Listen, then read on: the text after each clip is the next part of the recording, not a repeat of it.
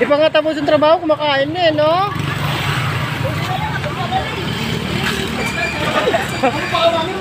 Uy! Alright everybody,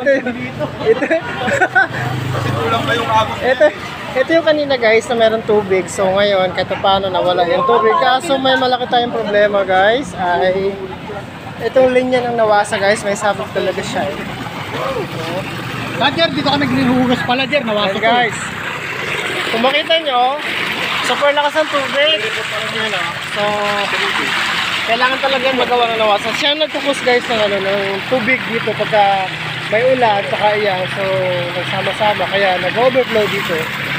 Yeah. So, kailangan natin yan clear ngayon, umaga. Guys, nandito tayo sa may Karapatan area. Sabi ko sa kanya, mapapangagos namin ko, sir.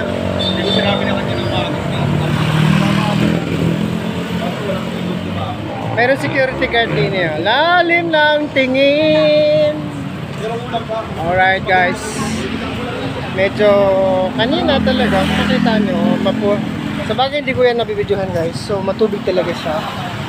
So ngayon, dahil nga gawin yung aming pagkagawa, so hindi pa ito tapos, pero kailangan ko lang tapusin yung aking video guys dahil gagawa pa tayo.